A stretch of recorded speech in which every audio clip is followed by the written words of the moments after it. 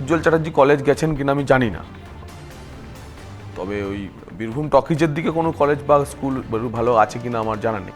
ভূমিপুত্র এবং ভূমি লুট পুত্রের মধ্যে পার্থক্য আছে। সিউড়ির মানুষ জানেন কে ভূমিপুত্র আর কে ভূমি লুট পুত্র। ট্রিপল ইঞ্জিন সরকার যদি আসে, অর্থাৎ দিল্লিতে নরেন্দ্র মোদী, নবান্নে বিজেপির মুখ্যমন্ত্রী এবং সিউড়িতে বিজেপির বিধায়ক যদি হয়, সিউড়ির মানুষ ডিরেক্টলি সিউড়ি থেকে দিল্লি কানেক্টিভিটি পাবে। যে let's speak for Suri, let's out for Suri. নানুরে মমতা বন্দ্যোপাধ্যায়ের সভাতে অনুব্রত মণ্ডল গেলেন না, বাংলার মায়েদের চোখে জল আসে। এই ভয়াবহ জিনিস হতে চলেছে, আমি বলছি। মাননীয় বিচারকদের সুরক্ষা নেই, সেই রাজ্যে নির্বিঘ্নে ভোট করাটা নির্বাচন কমিশন এবং সুপ্রিম কোর্টের পক্ষেও একটা চ্যালেঞ্জ। বিচারের বাণী যে নির্বিঘ্নে না প্রকাশ্যে কাঁদে, সেটা কালকে দেখলাম, কালকে আমরা সেটা অনুভব করলাম। তা এই যে সোর্স বা যোগাযোগ, এগুলো কিভাবে তৈরি হচ্ছে? কে আছে আপনার পেছনে সেই অদৃশ্য শক্তি যেগুলো এগিয়ে দিচ্ছে? বিভিন্ন প্রচারে গিয়ে রাষ্ট্রবাদী মুসলিম শব্দটা ইউজ করছেন, এই শব্দটার মানেটা কি? এটা মানে আমিও ক্লিয়ার না। মার্চ মাসে বলেছিলেন 31শে মার্চের পরে যে অমৃত 2 এর আন্ডারে বাড়ি বাড়ি জল পৌঁছাবে, সেটা এখনো পৌঁছায়নি। পানীয় জলের ইস্যুতে স্বপন ঘোষ পদত্যাগ করলেন, যে সিউড়ি শহরে পানীয় জল দেওয়া গেল না দুর্নীতির ইস্যুতে। সেই দুর্নীতি চক্রেরই একজন পান্ডা আজকে তৃণমূলের প্রার্থী। কোটি কোটি টাকা খরচা করলেও 9 নম্বর ওয়ার্ডে তৃণমূলের প্রার্থী হারবেন, আপনি দেখে নেবেন। বেশ কয়েকজন মা ঝরঝর করে কাঁদছেন, 9 নম্বর ওয়ার্ড থেকে তিলপাড়াতে গিয়ে জল আনতে হয়। এই অ্যাসেসমেন্টটা কি করে করেন আপনারা যে চলে গেছে, একদম বুঝে যাচ্ছেন? সব কিছু বলা যায় না, সব কিছু বলা যায় না। নমস্কার, আমি সঞ্জয় রোজি আপনাদের সঙ্গে, আপনারা দেখছেন S2S মিডিয়া। আমরা এবারে যে বিধানসভা নির্বাচন, অর্থাৎ প্রথম ফেজে যে নির্বাচন হচ্ছে 152টা কেন্দ্রে, এবং তারপরে সেকেন্ড ফেজ অর্থাৎ 29 তারিখে যথারীতি হবে আরও 142টা কেন্দ্রে। ফলে দুটো ফেজে এবারে হচ্ছে পশ্চিমবঙ্গের বিধানসভা নির্বাচন, এবং 4 মে হচ্ছে সেই ভোট দেওয়ার পরে গণনার পর্ব। সে বিষয়গুলো পরপর যেমন পরম্পরায় হবে, এরই মধ্যে 23 এপ্রিল অর্থাৎ বীরভূম সহ 152টা কেন্দ্রে ভোট রয়েছে, এবং এই ভোটে বিভিন্ন প্রার্থীরা যেমন দাঁড়িয়েছেন, আমাদের এখানে যথারীতি সিউড়ি বিধানসভা কেন্দ্রের বিজেপির অন্যতম প্রার্থী দাঁড়িয়েছেন জগন্নাথ চট্টোপাধ্যায়, এবং তিনি ইতিমধ্যেই প্রচারে রয়েছেন, খুবই ব্যস্ততার মধ্যে আজকে আমাদের স্টুডিওতে সময় দিয়েছেন। প্রথমে জগন্নাথদা, আপনাকে অনেক ধন্যবাদ যে আজকে আমাদের স্টুডিওতে একটু টাইম করতে পেরেছেন।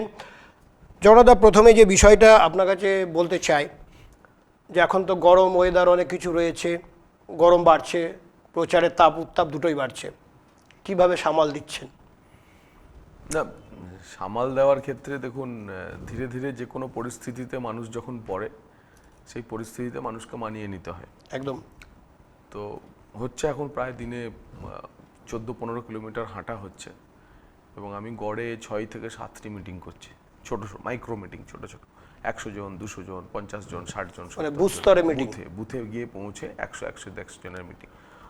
তো বুঝতেই পারছেন, রোজ 3-4টে বুথে হেঁটে পৌঁছানো আর 6-7টা বুথে মাইক্রো মিটিং করা, তো তার তো একটা চাপ থাকে, এবং তার চাপ প্রথম যেটা পড়ে গলা, আর দ্বিতীয় হচ্ছে পায়ে। ঠিক। বাট এন্ডুরেন্স, স্ট্যামিনা ধীরে ধীরে বাড়তে থাকে পরিস্থিতির সঙ্গে সঙ্গে, এবং প্রথম দিকে একটু কষ্ট হয়, মাঝখানটা কোনো কিছু অসুবিধা হয় না। আমার 21-এর অভিজ্ঞতা থেকে বলতে পারি, শেষের দিকে একটু কষ্ট হয়, কিন্তু আমার ধারণা আমি এইভাবে যেভাবে আমার প্রোগ্রাম সাজাচ্ছি, তাতে শেষের দিকটাতেও আর সমস্যা হবে না। তো ঈশ্বরের আশীর্বাদে প্রচার ঠিকঠাকই চলছে, ভগবান যদি শরীরটা সুস্থ রাখে, একদম শেষের দিকে গিয়ে আমরা প্রচারটাকে তুঙ্গে তুলতে পারবো। মেনুতে কি থাকছে, মানে খাচ্ছেন কি এই সময়? খাওয়াটা কখন হচ্ছে? সারাদিনে তো প্রচার, অনেক জায়গায় পৌঁছাতে হচ্ছে। দেখুন, আমি বা আমার ওই ধরনের কোনো মেনু নেই। মা সকালবেলায় যা দেয় তাই খেয়ে বেরোয়। কোনোদিন রুটি খাই, কোনোদিন মুড়ি খাই, কোনোদিন একটু ওটস ভিজিয়ে রাখে মা দুধে, ওটস ফোটস খেয়ে ইত্যাদি বেরিয়ে যায়। তো যার ফলে ও আলাদাভাবে এর জন্য কিছু মেনু থাকার কোনো প্রশ্ন নেই। দই বেশি খাচ্ছি, টক দইটা খেতে হচ্ছে শরীরের জন্য, আর জল খেতে হচ্ছে, শরীরকে হাইড্রেট করতে হচ্ছে, কারণ প্রচুর পরিমাণে ঘাম বেরোচ্ছে, বা সেইটুকুই চলছে এইভাবে। জনতা, এখান থেকে একটা প্রশ্নে আসি। গতবারে যখন আপনি দাঁড়িয়েছিলেন 21-এ নির্বাচনে এবং হেরেছিলেন, এটা অস্বীকার করার কোনো জায়গা নেই, হেরেছিলেন, এটা বাস্তব। তো হেরে যাওয়ার পরেও কিন্তু আপনি মানে সেই সময় সিচুয়েশন অনুযায়ী আপনাকে কলকাতায় যেতে হয়েছিল, আপনার অনেক কার্যকর্তারা আপনাদেরকে ঠিকমতো পায়নি। এই ব্যথাটাকে এখনও বুথ সংগঠনকে কিছুটা ক্ষতি করেছে? মোটেও না। আমাকে সেই সময় জানেন যে ভোট পরবর্তী হিংসা এটা সারা রাজ্যে ভয়াবহ আকার নেয়, একদম। এবং পার্টি আমাকে দায়িত্ব দেয় সেই সময় যে ভোট পরবর্তী হিংসার যে সারা রাজ্যে যে ঘটনা ঘটছে সেই ঘটনাগুলির একটি ডকুমেন্টেশন করে পরবর্তীকালে সেটাকে আগে নিয়ে যাওয়ার জন্য। ঠিক। তো সেই কাজে পার্টিরই অ্যাসাইনমেন্টে আমাকে 4 মে ফল ঘোষণা হয়েছিল, তার 7-10 দিনের মধ্যে আমাকে ফেরত যেতে হয়েছিল এই কাজটা করার জন্য, এবং আমার কোনো বিশ্রাম ছিল না। পরবর্তী ক্ষেত্রে আমি বিশ্রাম পাই ধরুন প্রায় 1.5 মাস পর। এবং এই 1.5 মাসে কি কাজ হয়েছিল, তখন পার্টি প্রায় 1000টি শিবির চালাচ্ছে, যেখানে বিভিন্ন গ্রাম থেকে কার্যকর্তারা এসে বিভিন্ন জেলাতে এসে আশ্রয় নিয়েছে। 25,000 হিংসার ঘটনা ঘটেছিল, 25,000 আমাদের কার্যকর্তাদের বাড়ি ভেঙেছিল, 61টা খুন হয়েছিল, 12,000 এফআইআর করাতে হয়েছিল। ওই 1.5 মাসে আমরা 12,000, আমাদের যেটা টিম তৈরি হয়েছিল 12,000 আমরা এফআইআর করেছিলাম। 1 লক্ষ মানুষ যারা 7 দিন থেকে 6 মাস 8 মাস এবং এখনো প্রায় 3-3.5 মানুষ পার্মানেন্টলি মানে বিস্থাপিত হয়ে গেছে, মানে পার্মানেন্টলি পার্মানেন্টলি ঘর ছাড়া হয়ে গেছে, আর গ্রামে ফিরতেই পারেনি, এখনো পারেনি, ভিন রাজ্যে চলে গেছে অনেক। এই যে ভয়াবহ পরিস্থিতি তৈরি হয়েছিল, এইটা পার্টি তখন আমার নেতৃত্বে একটা টিম গঠন করে দেয়। তো আমার কাছে এটা একটা বড় কাজ ছিল। তো এখানে সিউড়ির পুরো কার্যকর্তা বাকি যারা ছিলেন, আপনার বিরুদ্ধে যে একটা অভিযোগ ছিল যে কার্যত জগন্নাথ চট্টোপাধ্যায় এলাকা ছেড়েছে, এটাকে নয় ঘটনা, একটা ন্যারেটিভ। এবং এর পরিণাম কি ছিল, আমরা যে সময় সেই যে কাজটা করেছিলাম তার পরিণামই হচ্ছে যে কলকাতা হাইকোর্টে তখন জাস্টিস রাজেশ বিন্দালের নেতৃত্বে 5 সদস্যের যে সাংবিধানিক বেঞ্চ তৈরি হয়েছিল, সেই সাংবিধানিক বেঞ্চের ঐতিহাসিক সিদ্ধান্ত যে পোস্ট পোল ভায়োলেন্সে নর্মালি কি হয়, ট্র্যাডিশনাল ক্রাইম, খুন ধর্ষণের মানে খুব এক্সেপশনাল ক্রাইম না হলে সেগুলোতে সিবিআই তদন্ত হয় না, কিন্তু এই পোস্ট পোল ভায়োলেন্সে প্রথম আপনার সিবিআই তদন্ত হয়। ওই 61টি মামলা এখন এখনো তদন্ত চলছে, এবং সেই তদন্তর পরিণাম হচ্ছে প্রায় 16,500 তৃণমূলী গুন্ডা সিবিআইয়ের হাতে অ্যারেস্ট হয়েছিল, পুলিশের হাতে অ্যারেস্ট হয়েছিল। তার ফলেতে কি হলো, তুলনামূলকভাবে 23-এর পঞ্চায়েত ভোটে বিজেপি কার্যকর্তাদের উপর আক্রমণ কম হয়েছে। খুনোখুনি যা হয়েছে মালদা মুর্শিদাবাদে কংগ্রেস আর তৃণমূলের, 24-এ কিন্তু এটা অতটা হয়নি। 24-এও পোস্ট পোল ভায়োলেন্স অনেক কমে গেছে, এবং 26-এও দেখবেন নির্বাচন কমিশন কি বলছে, প্রথম বলছে violence free election, intimidation free election. তো সেটার কারণ কি, সেটার কারণ যে পার্টি পশ্চিমবঙ্গে হিংসামুক্ত ভোট এবং ভয়মুক্ত পরিবেশ তৈরি করার জন্য যে লড়াইটা ভারতীয় জনতা পার্টির প্রদেশ নেতৃত্ব ডক্টর সুকান্ত মজুমদারের নেতৃত্বে লড়েছিল, তার পরিণাম হচ্ছে এটা। ওই সময় যে বুথের সংগঠন খানিকটা ভেঙেছে, এটা আপনাকে স্বীকার করতেই হবে। সংগঠন কিভাবে পরবর্তীকালে ওগুলোকে ব্যাকআপ আনলেন। কিন্তু আরেকটা জিনিস আমি খেয়াল করছি, আমিও অনেক সময় প্রচারে যাচ্ছি বা আপনার যে প্রচার সেগুলো আমি খেয়াল করছি, 21-এ নির্বাচনে আমরা যেভাবে দেখেছিলাম আপনার সঙ্গে প্রচুর লোক বেরিয়েছিল, এখন কিন্তু এটা যেমন মানে একটা ঝড় আসার আগে একটা শান্ত পরিবেশ, মানুষ কিন্তু সেভাবে বেরোচ্ছে না, কিছু কিছু মানুষ বেরোচ্ছে। এটা কেন? এটা কি ওই ঘটনারই একটা ভয় বা আতঙ্ক থেকে? দেখুন, 21-এর পোস্ট পোল ভায়োলেন্সের পর বুথ স্তরের কার্যকর্তাদের মধ্যে আতঙ্ক তৈরি হয়েছিল, ঠিক, এবং সেটা শুধুমাত্র বীরভূম বলে নয়, সারা পশ্চিমবঙ্গে। কিন্তু 1 বছরের মধ্যে আমরা নবান্ন অভিযান যখন করি, সেই নবান্ন অভিযানে আপনাদের ঐতিহাসিক নবান্ন অভিযান হয়েছিল, আপনারা দেখেছেন 3 জায়গা থেকে, এবং তারপর থেকেই পার্টি পরপর ঘুরে দাঁড়িয়েছে। এবং আজকে আমরা যে সাংগঠনিক শক্তি নিয়ে আমরা এই নির্বাচনে যাচ্ছি, আপনি 4 মে ফল বেরোনোর পর আপনারা বুঝতে পারবেন পার্টির প্রচারের কৌশল বদলায় এক একটা নির্বাচনে, একদম। তার ফলে আমার যে এবারের ভোট প্রচার সিউড়ি বিধানসভা কেন্দ্রে আমি যেভাবে করছি, সেটা সম্পূর্ণ 2021-এর যে কৌশল ছিল তার থেকে আলাদা। এবং আমার কি প্রচার কৌশল, আমার অ্যাকচুয়ালি রণকৌশল কি, তা তো সর্বসমক্ষে সবার সামনে বলার বিষয় না, একদম না। রণকৌশল জানিয়ে দিলেই তো হয়ে গেল, আপনারা বুঝতে পারবেন। কয়েকদিন আগে দেখলাম, মানে 24 ঘন্টা কাটেনি, আপনাকে দেখলাম যে আপনার কার্যকর্তাদের বাড়িতে গিয়ে হুমকির কারণে আপনার কাছে যখন ফোন আসে আপনি পৌঁছে যান, এবং আপনি কেন্দ্র বাহিনী এবং পুলিশকে কার্যত ধমকাচ্ছেন, চমকাচ্ছেন। এই ঘটনাটাকে অনেকে অনেকভাবে ন্যারেটিভ আকারে প্রচার করেছে, কিন্তু আপনাকে এরকম ডিসিশন কেন নিতে হলো এবং এটা জরুরি ছিল কেন? দেখুন, আমি সাধারণত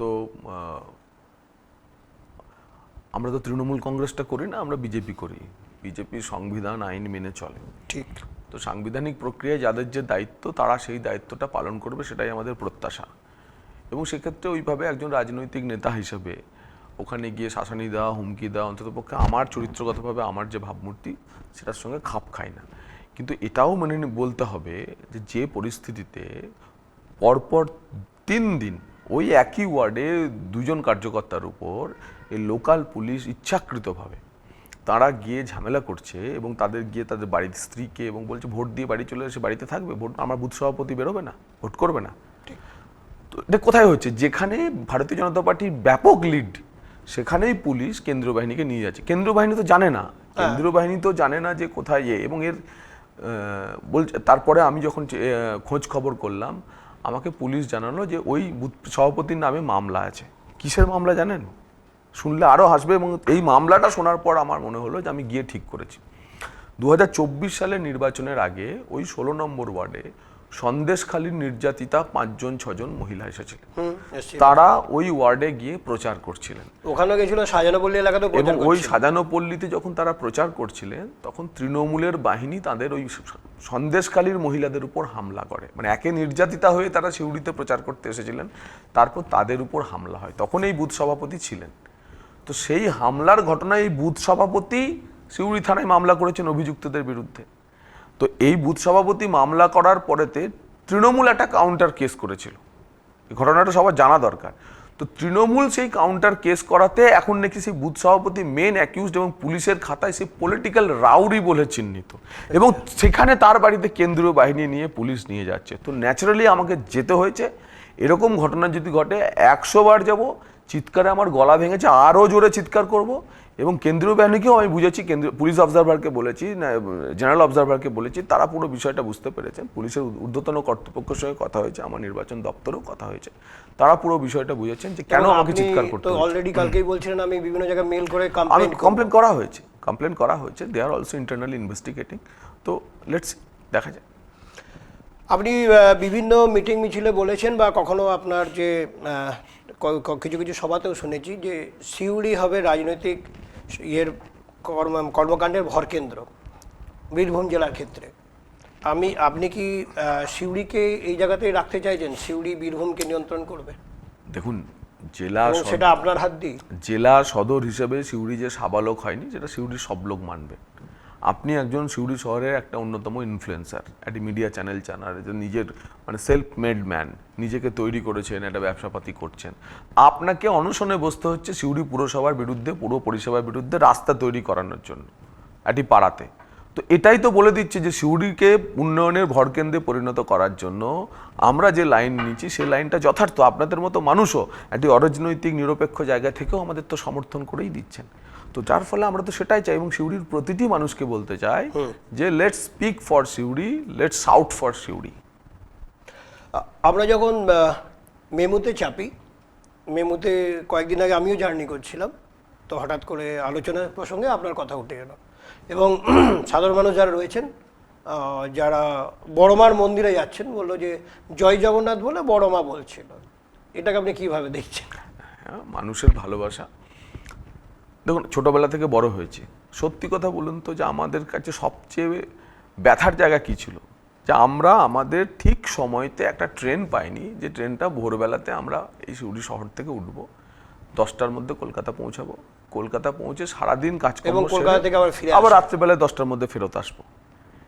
মৌরাক্ষী বা বিশ্বভারতী আমাদের ছিল একমাত্র ট্রেন। বিশ্বভারতী আমাদের যেতে হতো অন্য শহরে, একটা জেলা সদরের ট্রেন ছিল, বাস ধরে অনেক আগে। তো ন্যাচারালি সেই আমি যেটা ফিল করেছি আমার স্টুডেন্ট লাইফে, কলেজ লাইফে, সেইটার প্রতিকারের জন্য, এবং সেটা কেউ ভাবেনি, তো লেফটের কোনো লিডারশিপও ভাবেনি, তৃণমূলও ভাবেনি, যার ফলেতে আমি রেলমন্ত্রীকে দিয়ে ওই ট্রেনটা করাতে পেরেছি। এবার দেখুন, এটা এবার মানুষ যদি এটাকে জয় জগন্নাথ এক্সপ্রেস বলে, মানুষ যদি ট্রেনটায় চেপে জয় জগন্নাথ বলে, আমি তো দেখলাম, আমি ওই ট্রেনে একদিন প্রচার নাই যাত্রীদের সঙ্গে কথা বলতে গেছিলাম, কেউ আমাকে চা খাওয়াচ্ছেন, কেউ আমাকে লজেন্স দিচ্ছেন, তাতেই বোঝা যায় যে এটা তো সত্যি মানুষ উপকৃত হয়েছে। অনেকে কিন্তু আবার এটাও যখন ট্যাগলাইন হয়েছিল কিছু নিউজে, যে নিজের দেওয়া ট্রেনে জগন্নাথ চ্যাটার্জি প্রচার করলো, এটাকে আপনি কিভাবে দেখছেন? একদমই নিজের দেওয়া ট্রেন না। যারা এই ট্যাগলাইন করছে তারা কি বলবো আর, পাশাপাশি কিন্তু শিউড়ি হালপা হাওড়া এক্সপ্রেসটা বন্ধ হয়েছে, তাদের বিষয়টা আর কি বলবো। কিন্তু দেখুন, নিজের দেওয়া এটা ট্রেন না, এটা বলা মানে চরম অহমিকা প্রকাশ করা বোঝায়। ঠিক। কিন্তু এই নিডটা যে সিউড়ির রয়েছে, সেটা পৌঁছানোর দায়িত্ব নিয়েছিলাম এবং সেটুকু করেছি, এটুকুই বলতে পারি। সিউড়ি হাওড়া এক্সপ্রেসের কথাটা যেটা বলছেন, যেটা বন্ধ হয়েছে, এবং ওই নাম্বারে একটি ট্রেন এখন বালুরঘাট থেকে কলকাতা চলে, হাওড়া চলে। আচ্ছা, হ্যাঁ, সিউড়ি হাওড়া এক্সপ্রেস কোন সময় সিউড়ি শহরে ছাড়তো? সন্ধ্যে বোধহয় সন্ধ্যে 5:30টার সময়। 5:30 তারপর সাঁইথিয়া শহরে সেটি গিয়ে 1.5 ঘন্টা থেকে 2 ঘন্টা দাঁড়াতো। Wait করতে তারপর হাওড়া শহরে হাওড়াতে প্রায় 12টা পৌঁছাতো রাত্রি 12টা নাগাদ নাগাদ। পরের দিন ভোরবেলায় ছাড়তো, সাঁইথিয়াতে এসে আবার 2 ঘন্টা দাঁড়াতো। ঠিক তেমনি 12টা 12:30টার সময় এখানে পৌঁছাতো। আপনি বলুন, আপনি সিউড়ি শহর থেকে ওই সিউড়ি এক্সপ্রেস যতদিন চলেছে, একদিনও সিউড়ি এক্সপ্রেসে চলে হাওড়া গেছেন? আপনি বলুন। না, আমার মনে ভোর 5:30টায় উঠে, বিকেল 5:30টায় উঠে রাত 12টায় হাওড়া আপনি কখনো পৌঁছেছেন? কোনো যাত্রী কি এটা প্ল্যান করবে? তো যার ফলে সিউড়ি হাওড়া এক্সপ্রেসটা ওয়াজ এ ফেল্ড প্রজেক্ট।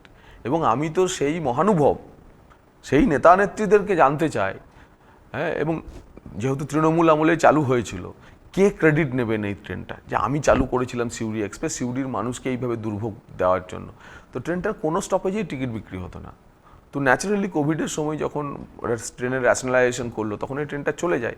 এবং ট্রেনের যেহেতু রেটটি ছিল, ট্রেনের একটা অ্যালটমেন্ট ছিল, তো ন্যাচারালি সেই ট্রেনটি এখন বালুরঘাটে চলছে। তার থেকে তো অনেক ভালো ট্রেন সিউড়ি এখন পেয়েছে। সিউড়ি ট্রিপল ইঞ্জিন সরকার আসুক না, দিল্লিতে নরেন্দ্র মোদী, নবান্নে বিজেপির মুখ্যমন্ত্রী, আর সিউড়িতে বিজেপির বিধায়ক, ট্রিপল ইঞ্জিন ব্যবস্থা চালু হোক না সিউড়িতে, দেখুন ট্রেনে 6 লাভ হয়ে যাবে। আপনার একটা স্বপ্ন শুনেছিলাম আমি, একটা আমাদের স্টুডিওতে বলেছিলেন সিউড়ি থেকে আপনি দিল্লি অবধি একটা ট্রেন চালানোর পরিকল্পনা আছে। ট্রিপল ইঞ্জিন সরকার যদি আসে, অর্থাৎ দিল্লিতে নরেন্দ্র মোদী, নবান্নে বিজেপির মুখ্যমন্ত্রী এবং সিউড়িতে বিজেপির বিধায়ক যদি হয়, সিউড়ির মানুষ ডিরেক্টলি সিউড়ি থেকে দিল্লি কানেক্টিভিটি পাবে। জগন্নাথদা, ভূমিপুত্র ইস্যুটা নিয়ে একটু বলি। এবারে ধরুন আপনি সিউড়ির ভূমিপুত্র, বা আপনার এখানে জন্ম, এখানে পড়াশোনা, আমাদেরই সিনিয়র আপনারা বিদ্যাপীঠে। একইভাবে আপনার এই ভূমিপুত্র ইস্যুটাতে যেটা আপনি ডিভিডেন্ড যতটা আদায় করবেন ভেবেছিলেন, সেটা যেন তৃণমূল যথারীতি আর এক ভূমিপুত্রকে নামিয়ে দিয়ে আপনার লড়াইটা কার্যত কিছুটা ভোতা করে দিল বলে কি আপনার মনে হয়? দেখুন, ভূমিপুত্র এবং একইভাবে মতিউর রহমান এবং সঞ্জয় অধিকারী, চারজনই সিউড়ি, সবাই পরিচিত মুখ, কাউকে নতুন করে পরিচিত করতে হবে না, এবং আপনি অলরেডি পরিচিত। দেখুন, ভূমিপুত্র এবং ভূমি লুট পুত্রের মধ্যে পার্থক্য আছে। আচ্ছা, এইটুকুই বলতে চাই। একটু যদি পার্থক্যটাকে বলা যায়। ভূমিপুত্র এবং ভূমি লুট পুত্রের মধ্যে পার্থক্য আছে। সিউড়ির মানুষ জানেন কে ভূমিপুত্র আর কে ভূমি লুট পুত্র। এবারে কি মনে হচ্ছে প্রচারে যেভাবে সাড়া পাচ্ছেন? দেখুন, আমি প্রচারে গিয়ে বিভিন্ন জায়গাতে মায়েদের চোখের জল দেখছি, মেয়েদের চোখের জল দেখছি। একদম। বহু জায়গায় আবেগতাড়িত হয়ে মায়েরা আমাকে জড়িয়ে ধরে কেঁদে ফেলছেন। যখন বাংলার মায়েদের চোখে জল আসে, এই ভয়াবহ জিনিস হতে চলেছে। আমি বলছি, এবারের যে ফল আপনারা কল্পনাও করতে পারবেন না। মায়েদের চোখে জল, বিষোদ্গার করা সরকারের বিরুদ্ধে, স্থানীয় তৃণমূলের নেতাদের বিরুদ্ধে, এবং কাকা শ্বশুরও, বিধায়কের প্রার্থীর কাকা শ্বশুরও আপনার কাছে তো অভিযোগ করছেন বিরুদ্ধে। খুব স্বাভাবিক আছে, কাকতালীয় ঘটনা হয়তো, আমি তো জানতামও না যে উনি কাকা আপনি শ্বশুর। কি সত্যিই জানতেন না? না না, আমি কি করে জানবো? এবং 18 নম্বর ওয়ার্ডের যে ঘটনা, এগুলো কি আপনার একদম জানার বাইরে গিয়ে উপস্থিত? ঘটনা আপনি ভেবে দেখুন, 18 নম্বর ওয়ার্ডের যে ঘটনা ঘটেছে, হ্যাঁ, মানে আমি তো, সাংবাদিকরা এসে বললেন যে আপনি জানেন দাদা ওই ভদ্রমহিলা কে? আলাম না, বলো তৃণমূলের বুথ সভাপতির মা। আলাম তাই নাকি? হ্যাঁ। তো যাই হোক, আর ওখানে তো আমি খুড় শ্বশুর, জয় শ্রীরাম জয় শ্রীরাম, আমি খুড় শ্বশুর করে চিৎকার করতে করতে বেরিয়েছেন, বেচারা আদুর গায়ে ভদ্রলোক। তো দেখুন, কিন্তু কত বড় অসভ্যতা দেখুন, তাকে পাগল বানিয়ে দিচ্ছে তৃণমূল। কিছুক্ষণের মধ্যে প্রেসক্রিপশনও দেখা গেল। এটা কেউ করে? হতে পারে তার আবেগ আছে।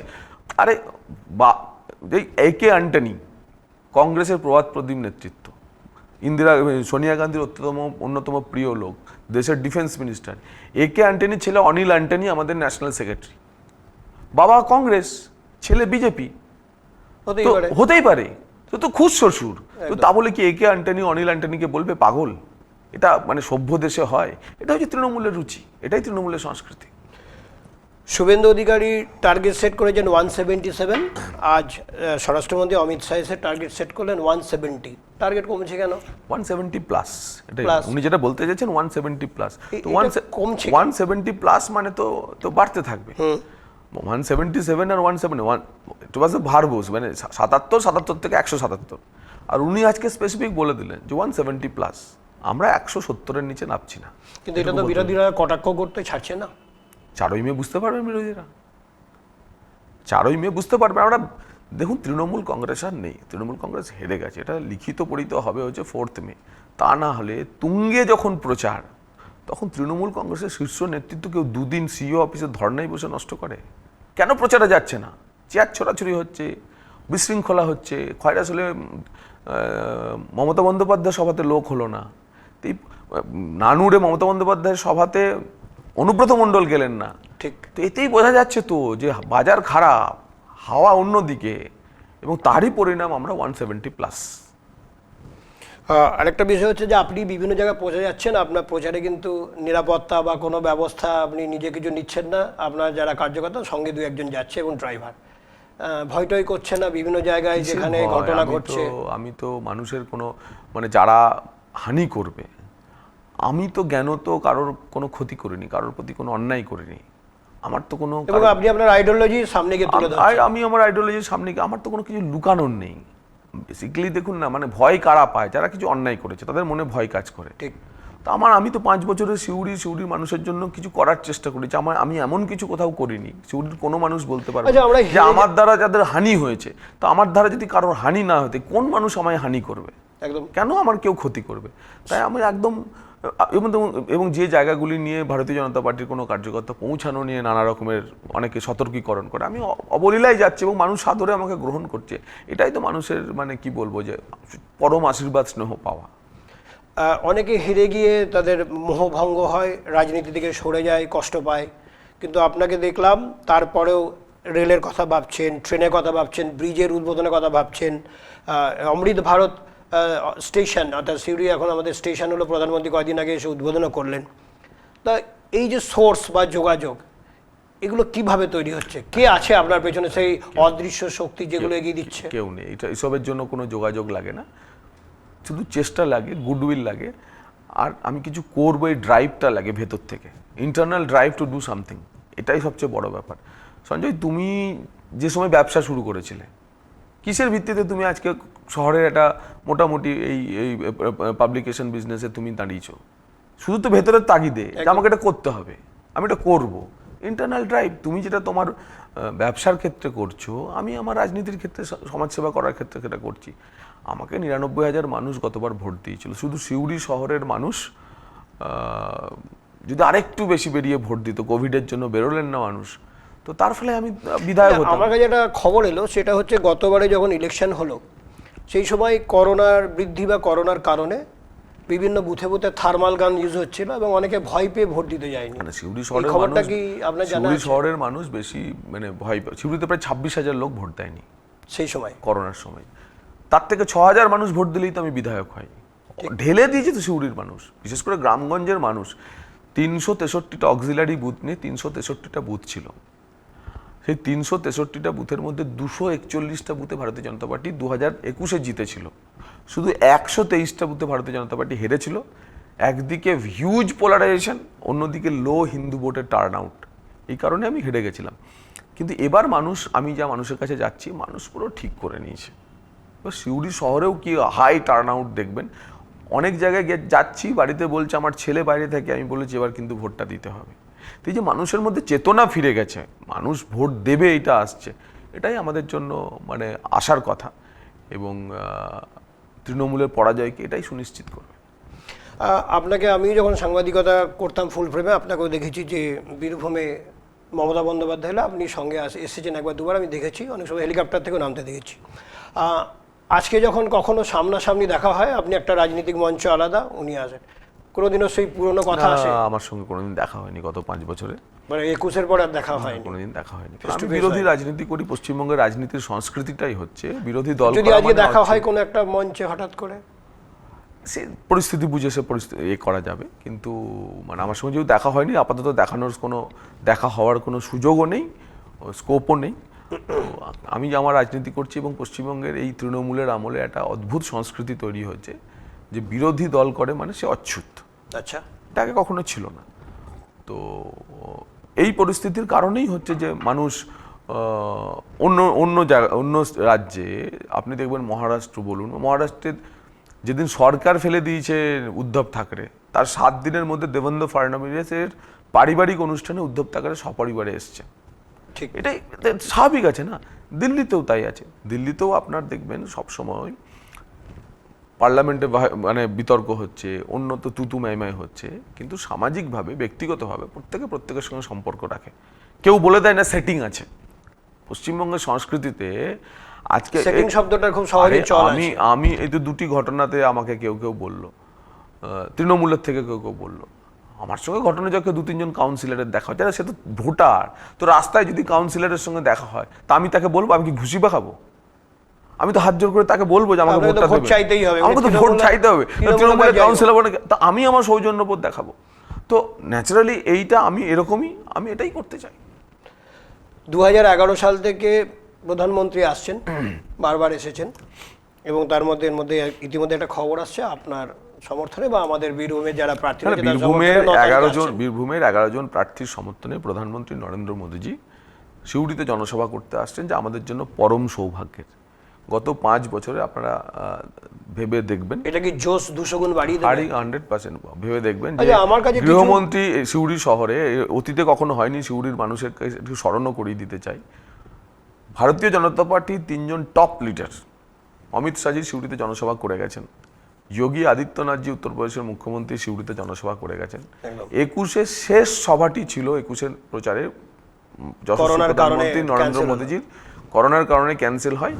এবার কিন্তু ব্রিগেডের পর দ্বিতীয় যে তার সফর হবে, প্রথম সফর 5 তারিখ তিনি কোচবিহারে যাচ্ছেন, দ্বিতীয় সফরে তিনি আসবেন বীরভূম এবং আসানসোলে।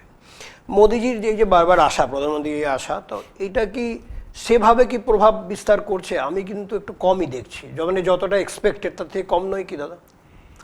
দেখুন, প্রধানমন্ত্রী নরেন্দ্র মোদীজির প্রভাব কম, এটা যদি আপনার বিশ্লেষণ হয় না, মানে তাহলে এটা আপনার একান্তই ব্যক্তিগত বিশ্লেষণ। যে প্রধানমন্ত্রীজি পশ্চিমবঙ্গের প্রচার করে 18টা সিট দিয়েছে, 77টা এমএলএ দিয়েছে, সেই প্রধানমন্ত্রীজির প্রচারের ফলে এবার ব্রিগেডের ঐতিহাসিক প্রচার দেখেছেন তো, এবার সরকারও দেবে, নিশ্চিন্ত থাকুন। এই প্রধানমন্ত্রী এতটা নিশ্চিন্ত কি করে হচ্ছেন যে এবার আমরা আসছি? দেখতে থাকুন না, সরকার আমাদের ভারতীয় জনতা পার্টির হচ্ছে। তৃণমূল কংগ্রেস ভেতরে ভেতরে ধিকি আগুনে জ্বলে পড়ে মরছে। তৃণমূলের বাইরে যা কিছু দেখছেন, ওরা ভেতরে জানে ওরা ইলেকশনটা হারছে, এটা একদম নিশ্চিত। নির্বাচন কমিশনের যে পদক্ষেপ, এটাকে আপনারা কিভাবে দেখছেন, কেমন লাগছে? দেখুন, নির্বাচন কমিশনের 2টো ভাগ, একটা হচ্ছে ভোটার তালিকা সংশোধন, নিবিড় সংশোধন বা এসআর এর প্রক্রিয়া, এটা পুরো সুপ্রিম কোর্টের নজরদারিতে হচ্ছে, এটা নিয়ে কিছু বলার নেই। সুপ্রিম কোর্ট যা নির্দেশ দিচ্ছে নির্বাচন কমিশন পালন করছে। দ্বিতীয় ক্ষেত্রে নির্বাচন কমিশনের মানে ভূমিকা প্রশংসনীয়, কিন্তু আমাদের যা প্রত্যাশা আছে, আমরা দেখব যত নির্বাচন এগিয়ে আসে সেই প্রত্যাশা কতটা পূরণ হচ্ছে। নির্বাচন কমিশন বলছে হিংসামুক্ত রাজনীতি, হিংসামুক্ত ইলেকশন, ভয়মুক্ত ইলেকশন, রিগিং ফ্রি কলকাতায় এসে প্রথমে এই বার্তাটাই দিয়ে দিচ্ছে। তো সেটা যদি পশ্চিমবঙ্গের নির্বাচনে করানো যায়, এর থেকে ভালো কি আর হতে পারে? আরেকটা বিষয় দাদা, যে কদিন আগে যেটা আমরা দেখলাম যে বেশ কিছু সময় আপনার উপরে বেশ কিছু প্রেস কনফারেন্স করতে কখনো কুণাল ঘোষকে দেখেছি যে জগন্নাথ চট্টোপাধ্যায় কারাপশনের সঙ্গে যুক্ত। তো এই প্রশ্নগুলো আপনাকে কোথাও ফেস করতে হচ্ছে না? আপনাকে কখনো ভাবায় না? আমি তো মানুষের কাছে যাচ্ছি, মানুষ যদি মনে করে বলা হচ্ছে জগন্নাথের এত প্রপার্টি, এত বাড়ি, এত ফ্ল্যাট, এইসব করা হয়েছে, অনেকে বিজেপির কর্মীরা নাকি আপনার বিরুদ্ধে অভিযোগ করেছে। মানুষ যদি মনে করে যে আমি অসৎ, মানুষ বিচার করবে। আমি এর থেকে বড় তো কিছু আর হতে পারে না। একদমই তাই। আর তৃণমূল কংগ্রেসের আর আছে কি? আপনি যে নামগুলি করলেন তারা সব জেল খাটা আসামি, তো জেল খাটা আসামিদের সার্টিফিকেট নিয়ে আমাদের রাজনীতি করতে হবে না। আপনার যারা বিরোধী রয়েছেন বা যারা প্রচার, মানে আপনার সঙ্গে সরাসরি লড়াই রয়েছে, উজ্জ্বল চট্টোপাধ্যায়, মতিউর রহমান এবং অন্যদিকে সঞ্জয় অধিকারী, সবারই আপনার পরিচিত মুখ এবং সবারই সঙ্গে সুসম্পর্কও রয়েছে। লড়াইয়ের ময়দানে আপনার এখন সবাই, দেখুন, এরা কেউই আমার ব্যক্তিগত কোনো শত্রু নেই, সবার সঙ্গে আমার সখ্য রয়েছে। মতি আমার স্কুলের জুনিয়র, একদম। সঞ্জয় দা আমার কলেজে আমাদের সিনিয়র, তখন ছাত্র নেতা, তো সঞ্জয় দার সঙ্গেও আমার সুসম্পর্ক। উজ্জ্বল চ্যাটার্জি কলেজ গেছেন কিনা আমি জানি না, বা গেলে পরে অবশ্য ইলেকশন এফিডেভিট নিশ্চয়ই করেছেন, আপনারা জানতে পারবেন শিক্ষাগত যোগ্যতা ইত্যাদি কি আছে। তবে ওই বীরভূম টকিজের দিকে কোনো কলেজ বা স্কুল ভালো আছে কিনা আমার জানা নেই। তো ব্যাস, কিন্তু তার সঙ্গেও আমার সম্পর্ক খুবই ভালো।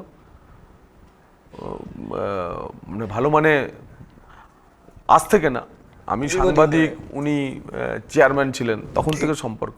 কিন্তু আজকে তিনি আমার রাজনৈতিক প্রতিদ্বন্দ্বী, কারোর সঙ্গে কোনো ব্যক্তিগত সম্পর্ক নেই। আমার একটা নির্দিষ্ট লাইন আছে, রাজনীতির লাইন আছে। আমি আমার রাজনীতির লাইন, আমি তো কাউকে ব্যক্তিগত আক্রমণ করছি না, আমি আমার রাজনৈতিক লাইন মেলে সব জায়গাতে প্রচারে কথা বলছি। এবং আমিও প্রত্যাশা করি কোনো প্রার্থীকে ব্যক্তিগত আক্রমণ করব না, নিজের নিজের রাজনৈতিক লাইনে থেকে আমরা প্রচার চালাবো। মনোনয়নপত্র আপনি জমা দিলেন, তারপরে একটা আবেগঘন পোস্ট করেছেন সিউড়িবাসীর উদ্দেশ্যে, বিকাশের সুযোগ দিন, বিকাশ করবো। ন্যাচারালি দেখুন, আমার সব জায়গাতে আমি প্রচারে এটা বলছি যে আমি 5 বছর এমনি নির্বাচনে হেরে গেছিলাম, কিন্তু আমি হারিয়ে যাইনি, আমি আপনাদের ছেড়ে যাইনি। তাই সিউড়ি বিধানসভার মানুষের কাছে আমার আবেদন যে 35 বছর আপনারা বামফ্রন্টকে দেখেছেন, 15 বছর আপনারা তৃণমূলের শাসনে জ্বলে পুড়ে মরছেন। এবার অন্তত আমাকে একবার সুযোগ দিন, একবার আশীর্বাদ করুন। এটা তো আমি ভোট প্রার্থী হিসেবে প্রত্যেকের কাছে আশীর্বাদ চাইছি, অনুরোধ করছি। গতকাল রাত্রি প্রায় 12:30 হবে, তখন হঠাৎ করে আমি সোশ্যাল মিডিয়া ঘাঁটছিলাম, তো সেখানে তখন দেখলাম যে সারাদিন 12 ঘন্টারও বেশি সময় ধরে বিচারকরা মোথাবেরিতে আটক হয়েছিলেন, এবং শেষে যখন তাদেরকে উদ্ধার করে নিয়ে যাওয়া হচ্ছে, তাদেরকে ঢিল ছোড়া হচ্ছে, কাঁচ ফাটিয়ে দেওয়া হচ্ছে। একজন বিচারক চিৎকার করছে যে আমার বাচ্চাকে সেভ করো, এবং এইভাবে আবেদন করছে। এই বিষয়টাকে আপনি কিভাবে দেখছেন? ভয়ঙ্কর পরিস্থিতি। সুপ্রিম কোর্টের নির্দেশ, যে নির্দেশ, এবং সুপ্রিম আজকে এনআইএ তদন্তের নির্দেশ দিয়েছে ইলেকশন কমিশন। সুপ্রিম কোর্টের নির্দেশ যে রাজ্যে কার্যকর করা যায় না, সেই রাজ্যের অবস্থা চরম ব্যতিক্রমী। এবং যে রাজ্যে মাননীয় বিচারকদের সুরক্ষা নেই, সেই রাজ্যে নির্বিঘ্নে ভোট করাটা নির্বাচন কমিশন এবং সুপ্রিম কোর্টের পক্ষেও একটা চ্যালেঞ্জ। ঠিক। এবং আজকে সেই কারণেই সুপ্রিম কোর্টের প্রধান বিচারপতির কমেন্ট দেখেছেন, এনআইএ তদন্ত দিয়েছেন। এনআইএ কি তদন্ত করে?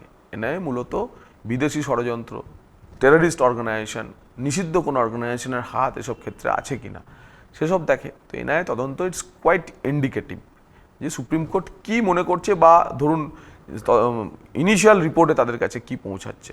তার ফলে সুপ্রিম কোর্ট, আমার ধারণা, এনআইএ তদন্তের পাশাপাশি এখন মুখ্য সচিব, স্বরাষ্ট্র সচিব, ডিজিপি এরাও নির্বাচন কমিশনের অধীনে রয়েছে।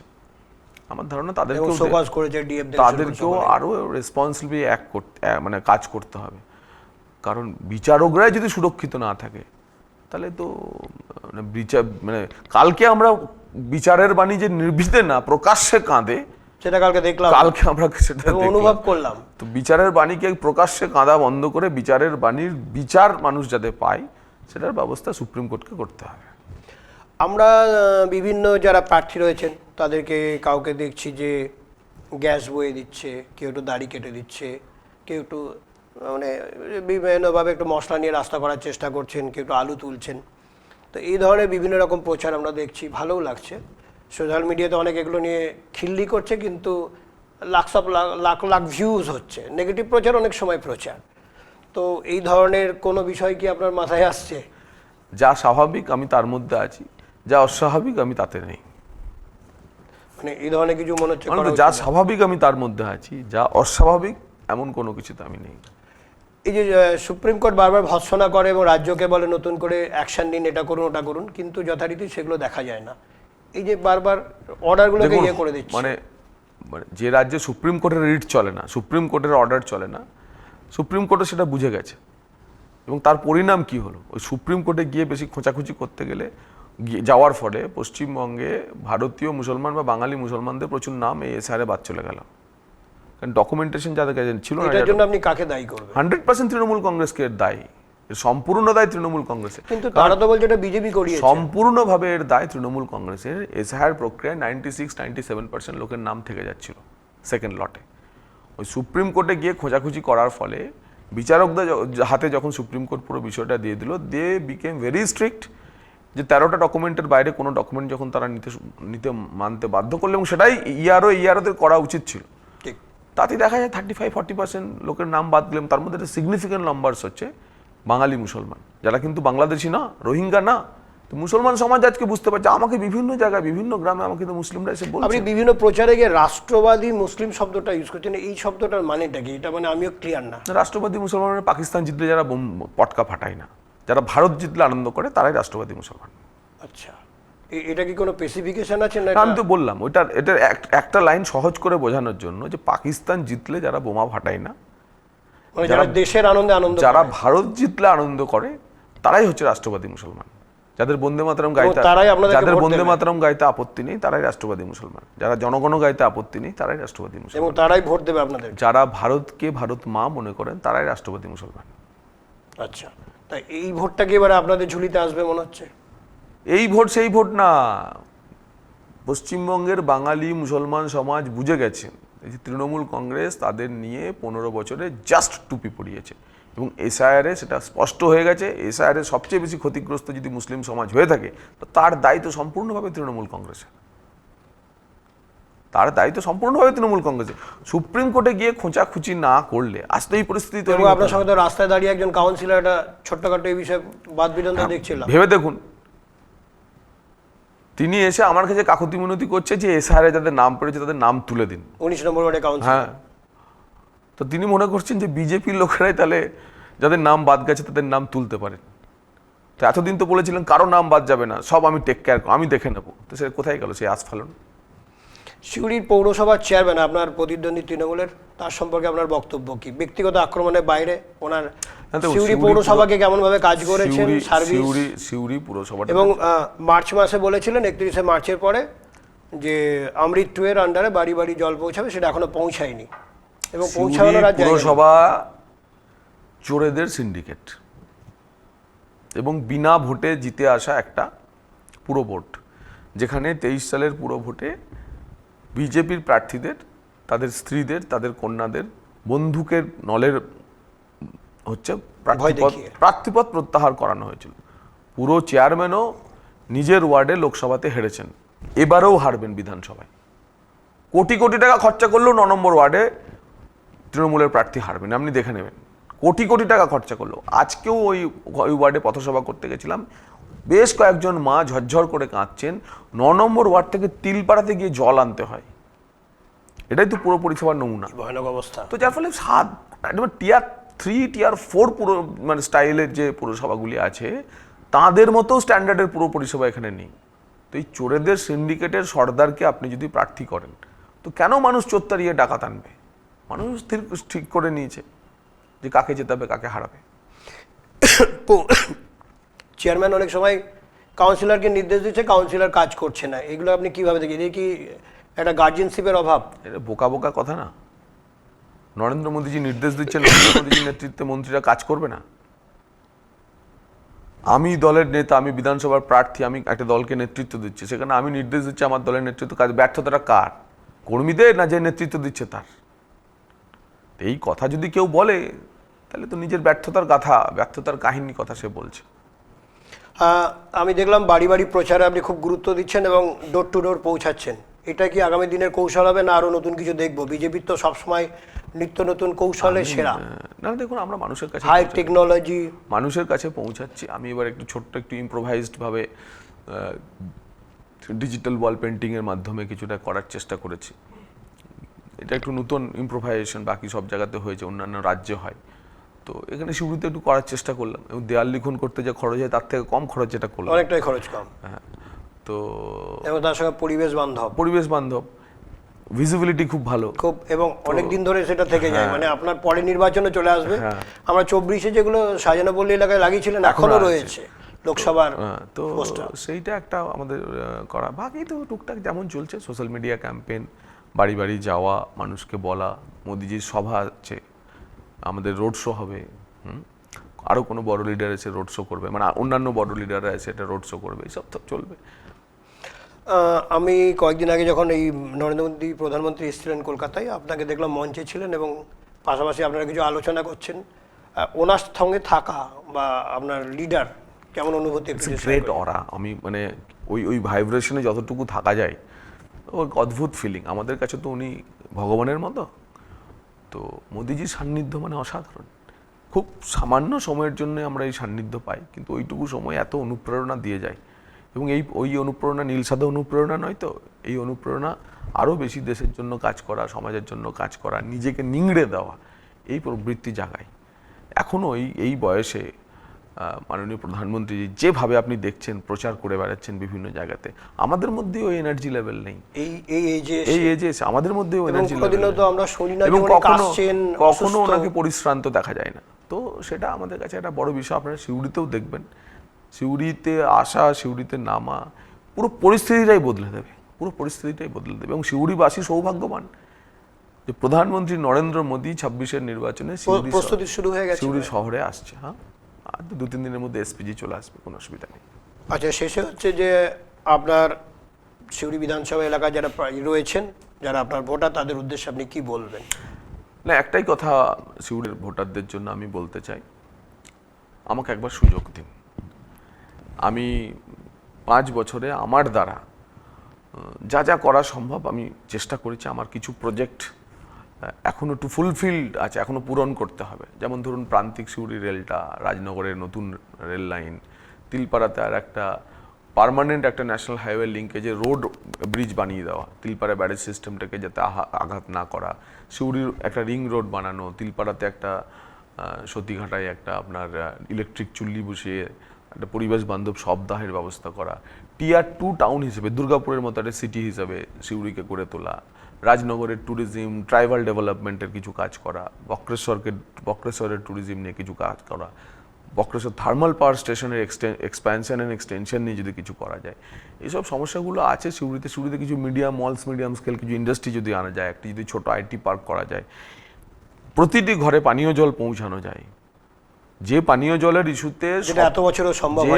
জলের ইস্যুতে স্বপন ঘোষ তৎকালীন বিজেপির বিধায়ক পদত্যাগ করলেন, যে সিউড়ি শহরে পানীয় জল দেওয়া গেল না দুর্নীতির ইস্যুতে, পুরসভার দুর্নীতির ইস্যুতে, যে টাকা এসেছিল সেই টাকা তারা মেরে খেয়েছে, এবং ঘটনাচক্রে সেই দুর্নীতি চক্রেরই একজন পান্ডা আজকে তৃণমূলের প্রার্থী।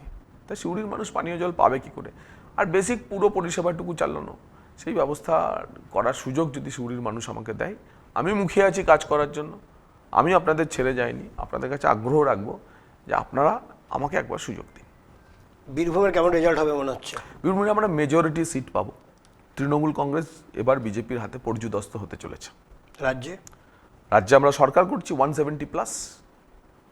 এই নিয়ে কোনো সংশয় নেই। তৃণমূল কংগ্রেস আর নেই, তৃণমূল কংগ্রেস চলে গেছে। এই অ্যাসেসমেন্টটা কি করে করেন আপনারা যে চলে গেছে, একদম বুঝে যাচ্ছেন? সব কিছু বলা যায় না, অনুভব করতে হয়। অনুভব করার বিষয় নয়, কিছু বিষয় তো থাকে যেটা তো সার্বজনিক করা যায় না, সবার সামনে বলা যায় না। আমাদের সঙ্গে ছিলেন সিউড়ি বিধানসভার বিজেপি প্রার্থী জগন্নাথ চট্টোপাধ্যায়, খুব পরিচিত নাম, এবং সিউড়ির জন্য ওনার অনেক পরিকল্পনা রয়েছে। আগামী দিনে উনি যদি প্রার্থী হিসেবে দাঁড়িয়েছেন বিজেপি তরফ থেকে, এবং তিনি যদি জিতে আসেন এবং যথারীতি ট্রিপল ইঞ্জিন সরকার এখানে যদি তৈরি হয়, অর্থাৎ বীরভূমের সিউড়িতেও যদি উনি সিটে যেতেন, এবং তার সঙ্গে রাজ্যের ক্ষমতা, কেন্দ্রে তো রয়েছেন, সব মিলিয়ে আগামী দিনে বড় উন্নয়নের আশা যেটা করতে চান সেটা তারা সফল করতে চান, এবং সেই নিয়েই আগামী দিনে তারা ক্ষমতা নিয়ে এগিয়ে যাবেন। সেই বিষয়গুলো আমাদের সঙ্গে শেয়ার করলেন। যাই হোক, অনেকক্ষণ সময় কাটালাম, ধন্যবাদ। 2026 বিধানসভা নির্বাচন যত এগিয়ে আসছে ততই উত্তপ্ত হচ্ছে রাজনৈতিক মাটি। বিভিন্ন বিধানসভার সাধারণ মানুষের মন কি বলছে, তাদের মধ্যে একগুচ্ছ প্রশ্ন রয়েছে। বর্তমান বিধায়কের কাজে কি তারা খুশি, নাকি চাইছেন পরিবর্তন?